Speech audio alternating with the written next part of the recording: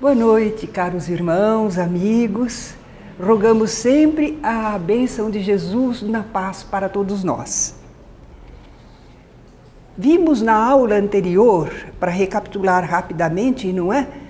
Na desobsessão 1, nós vimos o que é a obsessão, que é a ação insistente, perturbadora, prejudicial de um espírito sobre outro, que pode ser simples fascinação ou subjugação, e que a causa dessa influência dos espíritos está nas imperfeições morais, na falta de ação para o bem. Vimos que para obter o restabelecimento, voltar ao normal, é preciso uma ação do obsidiado, do obsessor e até a ajuda de terceiros. Vimos também como são esses espíritos obsessores, como eles se comportam. E aí pensamos na equipe de desobsessão, como ela é composta, quais os seus membros. E quantos casos podemos colocar em tratamento de cada vez. E vimos que o centro espírita é o melhor local para se proceder aos trabalhos de desobsessão, porque está melhor aparelhado. E que temos que fazer esse trabalho sem a presença dos enfermos. Eles são assistidos à parte. E também sem público, para não expormos os comunicantes e as pessoas que eles assediam, não é? Ao julgamento de tantas criaturas.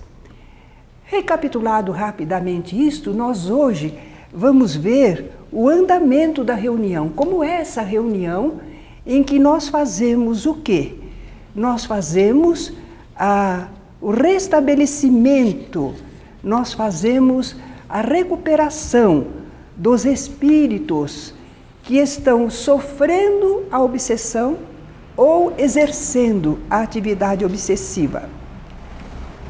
Nós fazemos o atendimento buscando a reabilitação deles, não é? É uma reunião especializada. Nós vimos na reunião comum, reunião mais geral e as reuniões especializadas. Reunião de desobsessão é uma reunião especializada. E se ela é especializada, ela tem propósitos especiais. E há nela atividades específicas que nós não devemos desviar, devemos respeitar. Seria como uma técnica, não é? Um trabalho que nós realizamos que tem os seus propósitos e tem as suas técnicas. Para cada tipo de trabalho, uma técnica, nós não misturamos estação, não é? O estudo doutrinário é indispensável. Mas já são pessoas preparadas, nós vimos, a equipe é formada por pessoas que já conhecem doutrina. Sim, mas o estudo não termina nunca. É preciso recapitular, relembrar, aprofundar. Então, o estudo doutrinário vai prosseguir sempre. Naturalmente, haverá um interesse maior nas questões de obsessão, desobsessão. Mas mesmo isso, porque às vezes nós vamos precisar para esse atendimento entender a situação dos espíritos no lado de lá da vida, o que acontece com eles. E às vezes estamos esquecidos, ou temos só ideias muito especiais. E agora nós precisamos ter uma visão maior. Às vezes até diante de casos que aconteceram, nós ficamos até desejosos. Como foi? Aquele espírito se sentia, o local que ele descreveu. Então esses estudos doutrinários são para isso, não é? Agora vamos dizer que o grupinho tem aquela reunião de desobsessão, mas gostaria também de estudar doutrina de modo geral. Pode? Pode, mas não na reunião. Então faça esse estudo à parte. Participe de programas da casa, monte grupos de estudo especial, mas no dia da reunião para desobsessão é específica, só para esse trabalho, não é? Nós também não podemos desviar a tarefa desobsessiva para demonstrações e experiências de mediunidade. Parece tolice a gente falar assim, mas o médium, ele está ali trabalhando. Mas ele tem suas expectativas, ele gostaria de experimentar isso, de fazer aquilo outro. Há um espírito que se aproxima dele, gostaria de escrever uma história e assim por diante. Ou então a vidência, espíritos vêm e começam a mostrar muita coisa para ele. Ora, isso é distração em relação ao trabalho. Não é hora de ficarmos querendo trabalhar psicograficamente, ou experimentando vidência, audição ou desdobramento, viajar, sair, não é? Se afastar perispiritualmente. Reunião de desobsessão requer a presença ali. Estão todos participando firmes. Não existe isso. Ah, mas e se aquele desdobramento for para ir observar alguma coisa que diz respeito ao caso, que esclarece? Aí está certo. Se houver uma pequena psicografia que explica alguma coisa que está acontecendo naquele caso, então sim. Uma vidência que é específica para o caso em atendimento também. Então, se tiver relação com o caso que está em atendimento, vale, é possível a atividade mediúnica, que não é simplesmente de psicofonia. Não se está intermediando o espírito, mas se está trabalhando com a mediunidade para conhecer alguma coisa que é útil para o atendimento dele, não é? Só se for assim. Mas se não for assim, não convém desviar a atenção. Vejamos como é o andamento dessa reunião. Nós temos que lembrar que o atendimento aos assistidos, as pessoas que vieram para receber esse socorro, ele é feito à parte. A pessoa tem as entrevistas, assiste preleção, recebe passe, isso é feito à parte. Nós estamos falando só da reunião de desobsessão, o trabalho desobsessivo, não é? Então começa-se com a leitura de uma mensagem. Poderia ser um comentário evangélico? Poderia. Mas é que quando a gente começa a fazer um comentário evangélico, às vezes a pessoa se empolga, fica preocupada, estou falando, os companheiros estão ouvindo, será que estão gostando? Isso já não ajuda para a mentalização que ele vai precisar. Por isso é que a gente usa mais a leitura, que é pacífica, não é? Tranquila. Não tem preocupação, é só ler a mensagem. Mas por que ler uma mensagem? Porque os nossos pensamentos, às vezes, ainda não estão bem acalmados, não estão bem focados no trabalho espiritual. Cada um de nós tem problemas, sua vida particular, alguma coisa que o perturba. Então, essa mensagem, que é breve, evangélica, serve para isso, para todos nós entrarmos na faixa, todos nós elevarmos o pensamento e todos nós pensarmos mais ou menos as mesmas coisas. Então é esse o papel dessa leitura de mensagem, não é? Depois que já estamos todos focados no objetivo do trabalho, no serviço ao próximo, à luz do Evangelho, nós agora temos condições de fazer a prece. Porque a prece é a elevação do pensamento ao alto. Prece não é uma coisa decorada, uma fórmula, que a gente blá, blá, blá, blá, blá, blá, blá, blá. Isso não é prece. Por isso nós sempre pedimos que quando se fizer a prece na reunião, em qualquer reunião mediúnica espírita, nós todos acompanhamos a prece. Por isso a pessoa que faz a prece deve dizê-la em voz clara, audível para todos. Não é hora de ter acanhamento, não é hora de ficar tímido. A pessoa está numa função necessária, não é? Todos precisam ouvir para acompanhar o pensamento, entrar na faixa. Então a pessoa não está se exibindo, ela está procurando ser escutada por todos os companheiros, não é? A prece pode ser espontânea, pode ser recitada, mas o importante é todos acompanharem. Nós temos um companheiro, boa pessoa, trabalhador, tem muitas qualidades, mas eu reparei, e por isso que eu venho frisando, eu reparei que quando a gente começa a fazer a oração, ele faz uma oração particular. Ele faz oração, mas a dele. Ele não percebeu ainda que o objetivo dessa prece em conjunto é nos unir, que todos nós elevemos o pensamento. Por isso temos que participar. Não podemos ficar fazendo prece isolada. Ela tem seu valor, mas ela não produz a união da mente no grupo. Então todos procuramos acompanhar a oração. Aqui nós temos um item que costuma acontecer em reuniões por aí afora. Não é errado, não. Às vezes um dirigente espiritual abre a reunião. Ele vem porque ele quer dizer alguma coisa, quer dar um aviso, uma instrução, quer fortalecer o bom ânimo. Então o espírito toma a palavra. Não são ainda os espíritos necessitados, é um espírito da equipe dirigente. E se ele se manifestar e fizer orientação, disser alguma coisa, é lícito analisar o que ele está falando. Por que ele está falando? O que é que ele pretende com isso, não é?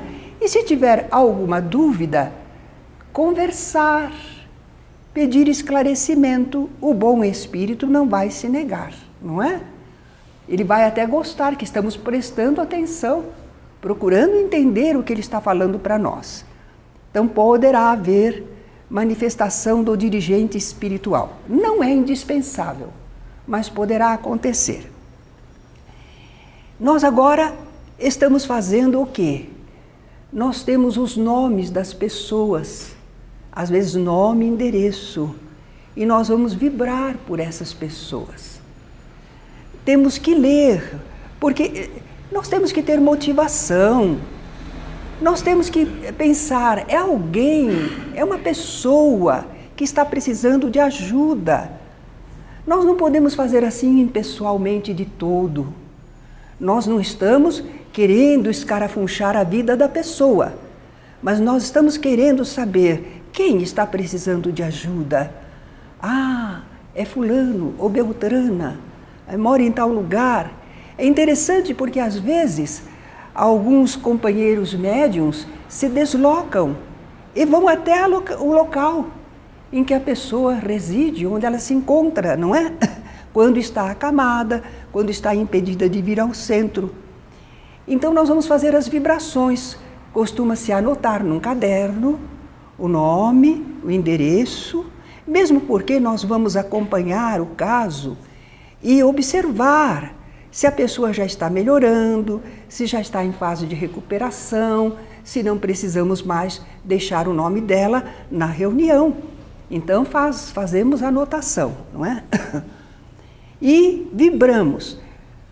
Todos, vibramos por todos. Há grupos que fazem assim. Todos. Será que a gente pensou, sentiu, se compadeceu? Então todos aqueles nomes talvez não funcione muito bem. Melhor um nome de cada vez. Então se vibra por essa pessoa todos nós.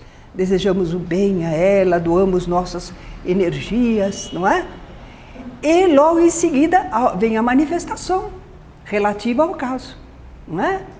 E vindo a manifestação relativa ao caso, elas são atendidas. Depois podemos fazer outra. Mas não é assim que às vezes funciona nos nossos grupos.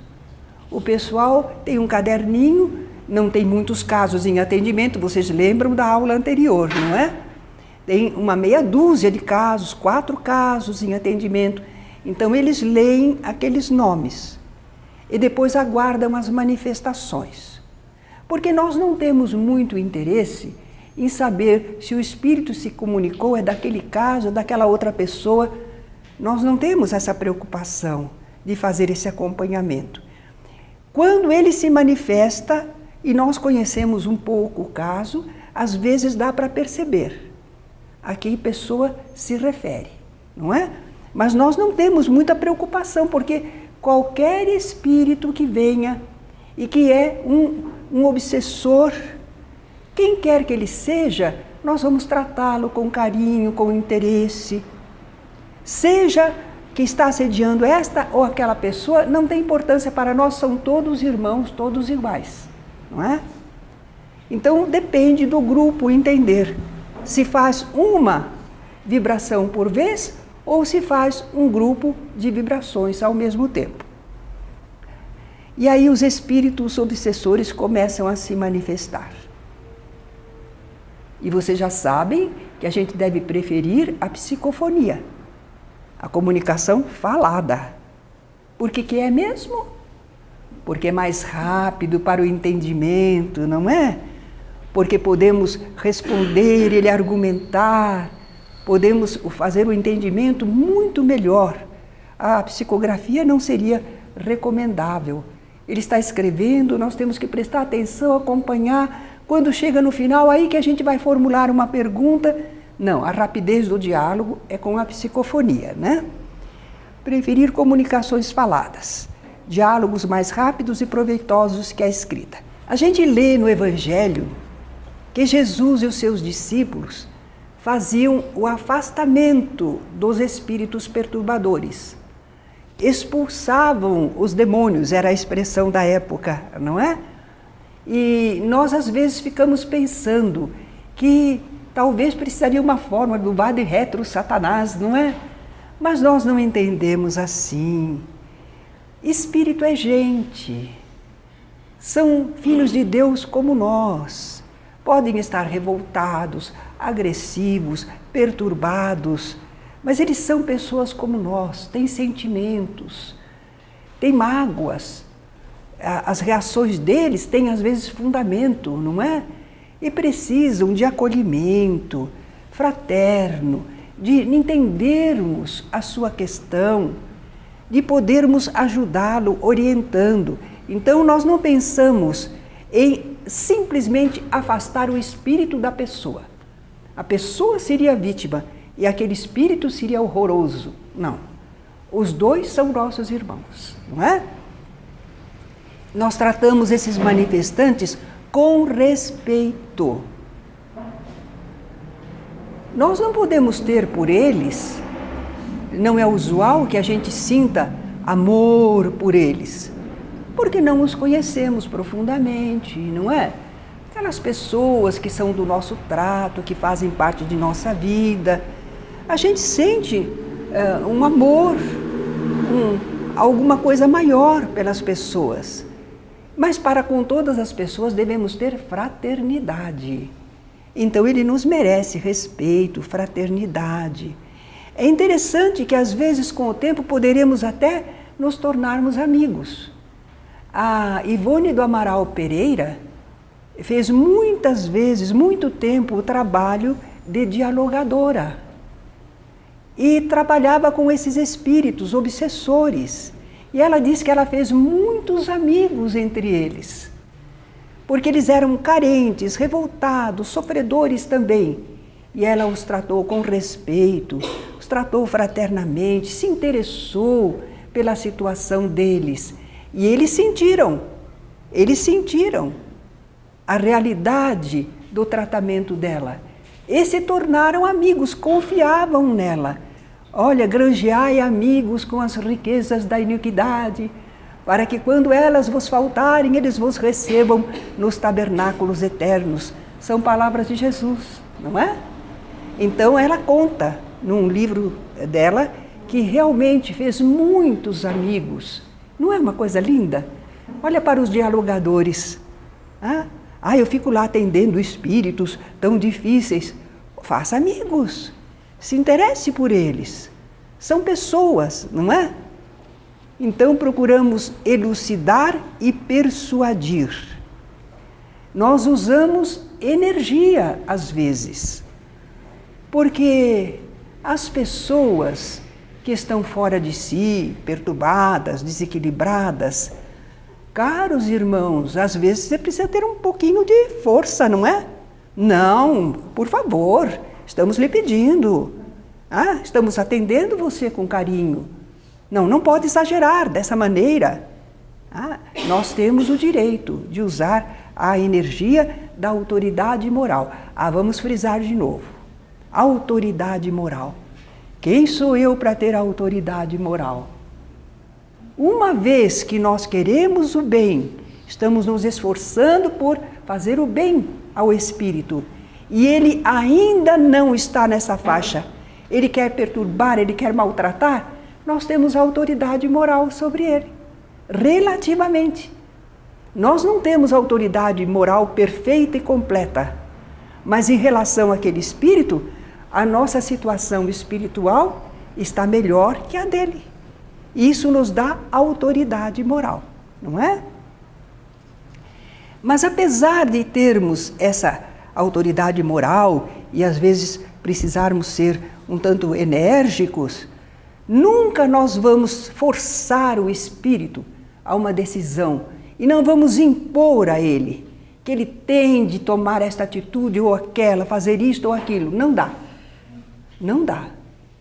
Vai ter que ser uma coisa espontânea dele. Claro que podemos estimular, dizer que é o melhor para ele, dizer que ele conseguirá sentir-se pacificado, que ele conseguirá receber ajuda, que poderá contatar seus amigos espirituais.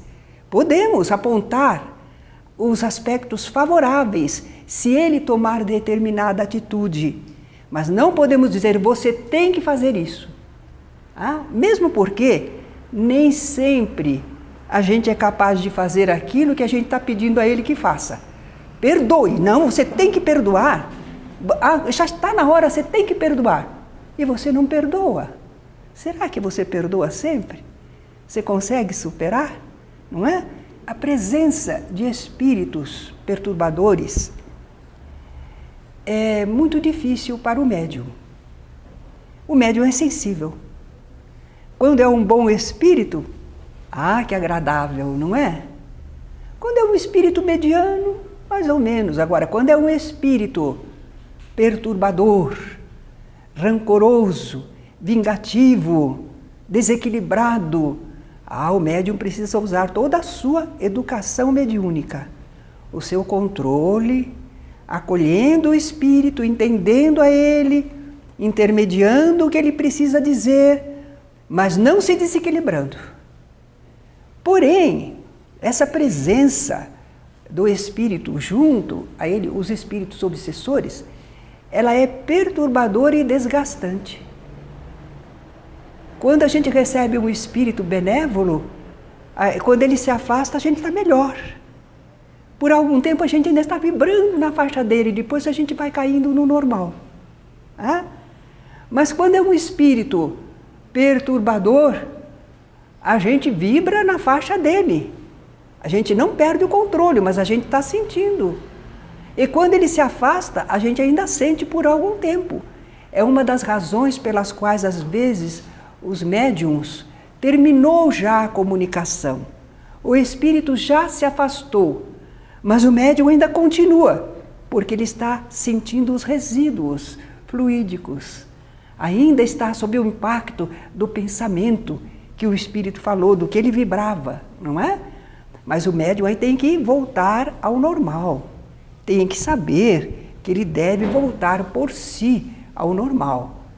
Pensar em Deus, respirar profundamente, buscar o seu amigo espiritual, não é? E pode precisar, às vezes, o médium da ajuda dos companheiros, um passe dispersivo. Porque às vezes demora para sair aquela impressão, aqueles fluidos. Então, pode-se aplicar um passe dispersivo para o médium ser aliviado mais prontamente, não é? O passe não serve só para dispersar, ele pode também refazer o médium, fortalecê-lo, né? Recompor as energias. Mas isso quando o médium precisa. Às vezes, inclusive, também é a ajuda do dialogador ou do dirigente, que dá uma atenção ao médium, conforta o médium. Tudo bem, você já vai melhorar. Você está sob proteção divina, ele já foi atendido, já foi afastado. Então dá uma solidariedade, uma presença, não é? E podemos também pedir ao espírito amigo que envolva o médium. O seu Alain é um companheiro que trabalha muitos anos nas nossas reuniões mediúnicas, recebe espíritos difíceis. Lembram que eu contei que ele possui um espírito amigo que era de um indígena, não é? E ele tem um magnetismo extraordinário. Se o seu Alain precisar, ele envolve o seu Alain e deixa o seu Alain realmente reabastecido, equilibrado. Nós às vezes pedimos ao espírito amigo, ao nosso protetor, que nos ajude, porque sozinhos não estamos conseguindo retornar ao normal. E às vezes ele já fez isso espontaneamente, nem esperou a gente pedir, não é? Mas quanto possível, o médium se esforçará para ele mesmo retornar ao equilíbrio normal. Essa reunião de desobsessão tem uma disciplina e um horário. Nós temos que seguir aquele esquema de atividades e temos um horário a observar. Não podemos ficar indefinidamente, porque se deixarmos, espírito sempre há para se comunicar. É uma coisa também que os médiuns novatos às vezes não sabem equilibrar. Não, mas eu já estou sentindo o espírito, mas nós estamos fazendo a leitura. Controle-se. Depois nós temos que fazer a prece, participe. Mas eu estou sentindo. Sim, está sentindo, mas você continua a sua tarefa. Aí quando chega o momento certo, você dá passividade. Aí você pode dar passividade. Então esse é um aprendizado que os médiuns novatos precisam fazer, não é? Então temos um horário que precisamos observar. Esse tipo de trabalho causa desgaste, fadiga para os médiuns. Não podemos ficar 2 horas num trabalho de desobsessão. Costumamos às vezes ter 50 minutos de trabalho com vários médiuns, trabalhando um por sua vez, não é? O médium às vezes talvez receba 2 comunicações, com intervalo para o refazimento, né? Então nós não podemos usar reuniões prolongadas, é porque há muitas pessoas para atender, mas nós atendemos o tanto que podemos, para não haver desgaste excessivo dos médiuns. Nós queremos trabalhar a longo prazo, muitos anos. Quando estiver já se aproximando do final do nosso horário, cuidado, não permitir manifestações de obsessores e de espíritos muito necessitados. Não dá mais, não é oportuno. Claro que alguns espíritos obsessores vão tentar para nos desequilibrar, mas os espíritos amigos você já sabe, eles têm muitas atividades e nos concedem determinado horário. Então, por eles já estão fazendo o recolhimento dos espíritos assistidos, estão se preparando para se afastarem. E se nós ensejarmos comunicações fora do horário, nós poderíamos ficar sem cobertura espiritual. Vocês vão dizer, mas eles são capazes disso? Não, é para disciplina nossa, para aprendizado nosso.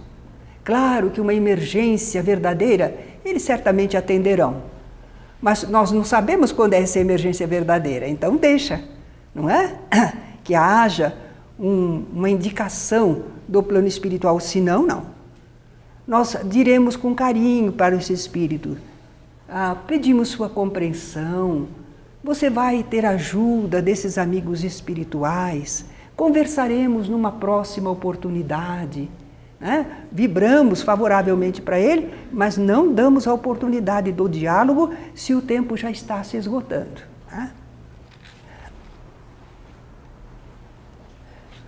E chegamos então ao encerramento da reunião.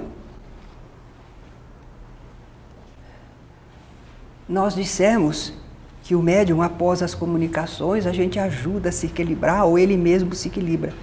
Mas, quando chega ao final da reunião, compete a nós observarmos se os companheiros estão todos bem ou não.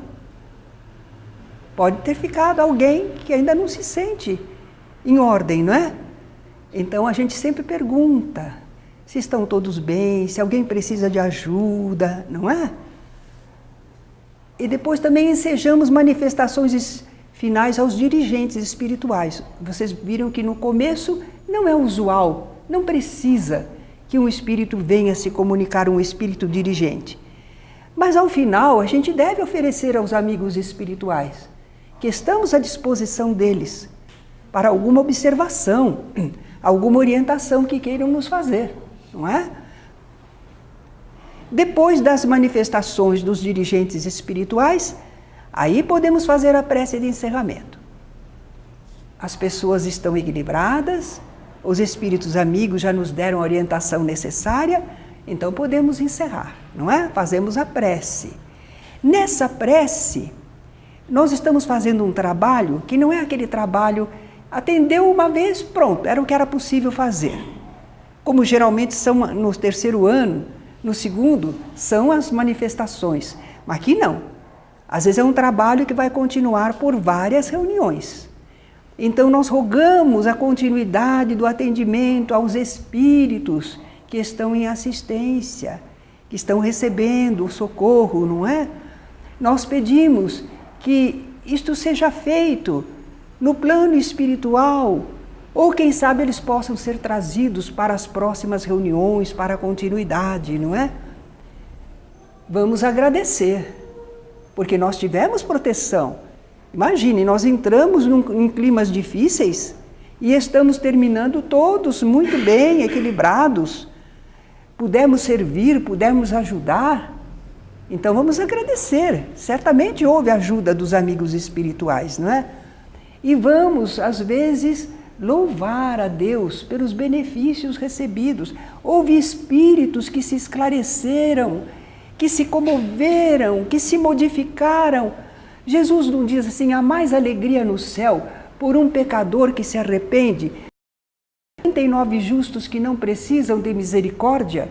É motivo de alegria, de louvor, se conseguimos alguma modificação em algum desses espíritos, não é? Quando encerra a reunião, nós agora vamos conversar entre nós encarnados. Não, a reunião já terminou. Parte mediúnica, contato com os espíritos, encerrou. Mas nós agora vamos combinar entre nós, não é? Vamos trocar ideias dos resultados obtidos. Vamos ver como é que nós vamos agir nas reuniões futuras. O que a gente quer modificar, o que a gente quer melhorar, não é? E o dirigente da reunião, ao final, deve se dirigir a todos estimulando a continuidade. Porque nós todos sabemos que temos nossos deveres, temos nossa compreensão do que estamos fazendo. Mas, gente, o dirigente é o nosso líder. O dirigente deve sempre deixar aquela palavra de estímulo, de apoio, né, aos companheiros que estão trabalhando. Nós não precisamos de elogio, não, mas precisamos do estímulo. Então, a palavra do dirigente ao final, falando dos resultados, da perseverança, que fraternamente dirige aos companheiros, precisa isto, faz parte do encerramento da reunião. Bem, eu estava falando tudo isto teoricamente, não é? Mas eu me recordei de alguns casos para comentar com vocês. Casos que a gente observou no trabalho da desobsessão. Num desses trabalhos, vinha um espírito de mulher, e essa entidade feminina vinha por causa do marido dela. Ela morrera, o marido ficara. E o marido estava procurando ajuda. O marido já estava com outra pessoa. Estava recomeçando sua vida com mais alguém. mas ela estava indignada. Ela estava revoltada, agressiva, porque ela dizia: ele jurou para mim que não teria outra mulher. Enquanto eu estava adoentada, ele começou já a se interessar por essa pessoa. Ele falhou comigo, não pode, não quero, ele não vai ficar com essa pessoa. E ela causava problemas para o casal, não é? Havia perturbação, ela se tornou um espírito obsessor. Precisava de amparo, de esclarecimento, de compreensão para com ela. Agora vocês vejam o André Luiz em Nosso Lar, não é? Quando ele teve permissão para visitar a família dele, ele encontrou a esposa casada com outro. E as filhas dele chamando aquele homem de pai. Ele teve de início uma revolta, um choque, não é? Mas como ele já havia aprendido um tanto na colônia Nosso Lar, daí a pouco ele acalmou seus pensamentos, buscou fraternidade no coração, compreensão, não é? E ainda ajudou a recuperação orgânica do novo companheiro de sua mulher. Então é isso que o Espiritismo faz por nós. Ele nos ajuda a entender isso enquanto a vida está se desenvolvendo. Antes que as coisas aconteçam, nós aprendemos como nos devemos comportar diante de diferentes situações da vida, não é mesmo? Faltando esse esclarecimento, nós às vezes não nos comportamos bem. Podemos ser um obsessor do marido ou da mulher, porque temos ainda aquele sentido de posse. Amamos, mas não amamos, dando a condição da pessoa seguir o seu caminho, não é? Então, nós podemos encontrar casos assim. E eu acho que a doutrina espírita, nos esclarecendo, nós temos a possibilidade de, quando desencarnarmos, não nos tornarmos obsessores, magoados por isto ou por aquilo, revoltados por isto ou por aquilo, porque não cuidaram do patrimônio que eu deixei, despedaçaram tudo e eu trabalhei a vida inteira para deixar para a família. Olha lá, prende o espírito, não prende?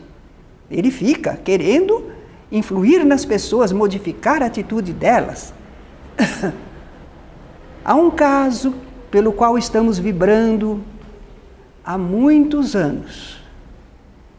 É um caso relacionado à escravidão. Mas não é só por causa do período da escravidão. É que algumas pessoas, tendo o poder nas mãos sem limite, então às vezes extrapolaram e deram vazão à crueldade. Não respeitaram o semelhante, maltrataram dolorosamente. E com isso granjearam inimigos terríveis. Enquanto encarnados podia, fazia, acontecia. Mas agora o outro está desencarnado e ele não tem defesa contra, não é?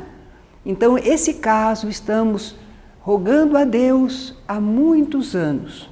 Houve melhoras, mas acontece que não é um obsessor. São alguns obsessores muito magoados e revoltados e se formou um grupo de todos aqueles maltratados por ele, formaram um grupo. Então, devagarinho, o plano espiritual está socorrendo um, socorrendo o outro, aliviando, mas não, é coisa que não se resolve em 2, 3 reuniões, não é? Então, veja o que pode fazer a pessoa quando não tem ideia do limite da sua ação sobre o semelhante, não é? E muitos têm, a gente fica pensando no Hitler, não é? Que ele foi causa de tantos sofrimentos. Uma senhora que não era espírita, mas estava começando a frequentar o centro, as aulas do iniciação, e ela veio atraída pelo exemplo de um amigo, de um parente dela, que era espírita e se portava tão bem que ela quis conhecer a religião do seu parente, não é? Por isso que ela estava na casa espírita. Mas quando falamos que o mesmo Hitler estaria tendo o amparo divino para a sua recuperação e que ele iria resgatar os seus erros em muitas reencarnações, que Deus não exigiria tudo dele de uma vez, que ele não teria condições, ela não entendia. Ela vinha do catolicismo, né? Não, esse não tem salvação. Esse tem que estar condenado para sempre. Não é possível. Não há condições. E nós sabemos que todos podem se recuperar, não é? Mas nesse caso do Hitler, provavelmente ele vai passar muitas encarnações fazendo o bem no lugar do mal que fez. Ele também não trabalhou sozinho, ele trabalhou com a conivência de muitos e também sob a influência de outras equipes espirituais malévolas, não é? Então não vamos pôr só a culpa no Hitler, ele é que aparecia mais. Mas é uma equipe que está muito devedora para com muitas criaturas. Através do Divaldo Pereira Franco, eu acho que é o Manuel Filomeno de Miranda que escreveu Grilhões Partidos. É romanceado, né? Mas são fatos reais, só que não dá para identificar quem, né? Mas nós temos muito bonita a apresentação, o aniversário da filha de um homem rico, de um comerciante, muito bem posicionado, e a menina está com uns 15 anos, não é? E ela está tocando piano, e de repente ela é envolvida por um espírito que joga ao solo, que a desfigura, que fala coisas impróprias através dela, para sofrimento do pai, porque ele amava a sua filha. Mas o que era aquela atuação? Era um espírito de alguém que foi empregado daquele senhor, foi maltratado, foi espoliado e quando desencarnou guardou muita mágoa e muita revolta. Mas o interessante é que ele não conseguia, esse espírito, fazer-se sentido por esse homem. Esse homem era uma criatura assim dinâmica, muito cônscia de si e não dava abertura para acolher algum pensamento de remorso, de culpa, disto ou daquilo outro. Ele errara, mas ele tinha uma atitude positiva diante da vida e o espírito não conseguia atuar sobre ele. Mas naquela festinha de aniversário da filha desse senhor, ele se aproximou da jovem, espiritualmente ele se aproximou. E ele ficou curioso, porque quando ele pensou algo, a moça começou a fazer. Havia uma facilidade, afinidade fluídica muito grande. E ele percebeu que ele podia agir sobre a jovem. E aí então ele achou que assim ele iria maltratar o homem. Não conseguia de outra forma? Vou maltratar sua filha. Vocês vão dizer, mas será que Deus permite? Bom, nenhum de nós é inocente neste mundo, não é? Todos nós precisamos de aprendizado, de testes, de provações. Então não é por acaso. Mas havia ali uma falha que ensejou a este espírito essa ligação. Mas através disso, aquele homem vem a aprender sobre a vida espiritual e vai se recuperar um tanto, não é? Vai encontrar um caminho para o bem. Por isso é que Deus permite. Se não houvesse, no fundo, um aprendizado, uma experiência, um ressarcimento, Deus não deixaria, não é? A Deise, nossa presidente, costuma contar um caso, só que eu não consegui lembrar qual é o livro. É de um livro do Dr. Bezerra, através da Ivone do Amaral Pereira, não é? Ele diz que é um caso de uma família, duas famílias, que estavam enleadas em mútua perseguição na vida corpórea através de 3 encarnações. Eles não se reconciliavam, cada encarnação agrediam-se cada vez mais.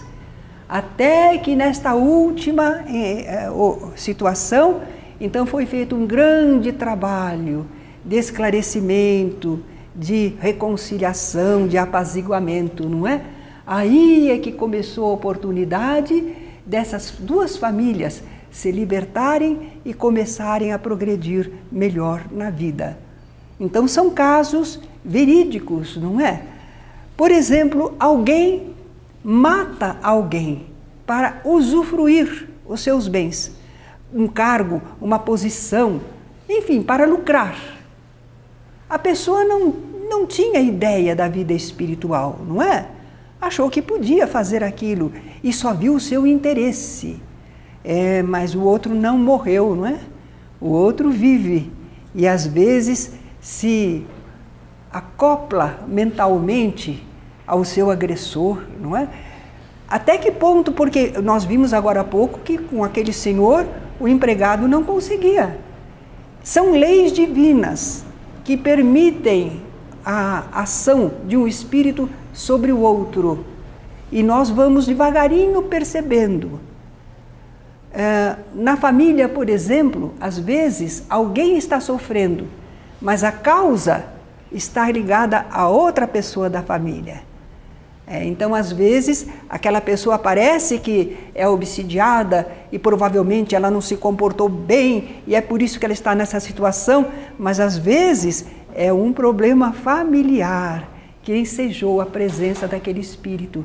E havia possibilidade de afinidade fluídica com a pessoa que está sofrendo aquela obsessão, não é? Então nós temos muito a aprender com esses casos que vocês têm nos livros de André Luiz, não é? Quando ele mostra o trabalho no plano espiritual, aquele livro Libertação, não é?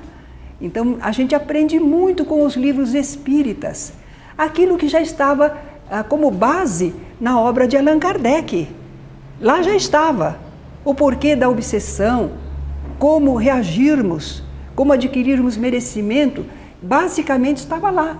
Mas nós aprendemos através das nossas reuniões de desobsessão, os casos vivos, que trabalhando ali nós aprendemos muito, nos desenvolvemos mais moralmente. Ou então com esses livros extraordinários, não um romancinho bobo que inventa situações, cria casos só para vender livro. Não, são casos bem documentados, casos que nos explicam o porquê. Não simplesmente que a pessoa, deviam da vida passada, agora se encontraram, sofreram e depois houve o reajuste. Historinha forjada. Não, nós confiamos mais nos livros através de médiuns sérios, não é? Olha, através do Emmanuel, nós temos Memórias e Confissões de um Espírito Convertido, não é? A gente sabe, a gente conhece ele agora, Pietro Augustus. É um companheirão que está procurando ajudar espíritos que tinham relação com ele, que faziam parte do mesmo sistema no campo da religião, não é? E ele narra quanto tempo ele esteve na casa, perturbando, se comunicando através de médium, mas sempre revoltado, sempre não aceitando. E se admirava de que os espíritos que dirigem a nossa casa permitiam a presença dele, deixavam ele entrar nas reuniões e continuar com o seu modo de ser. Não o agrediam, mas agora que ele está renovado, que grande trabalhador ele está se revelando, não é?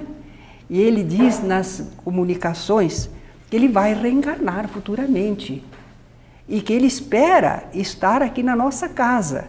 E ele pede muito que mantenhamos a fidelidade doutrinária, que não deturpemos os trabalhos da casa, porque ele espera encontrar esse mesmo ambiente que ele vai precisar, porque ele ainda não está renovado inteiramente, ele precisa muito de boas orientações, de bom ambiente.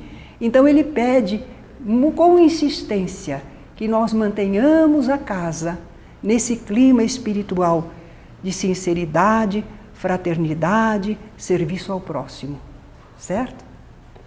Agradeço a vocês pela atenção.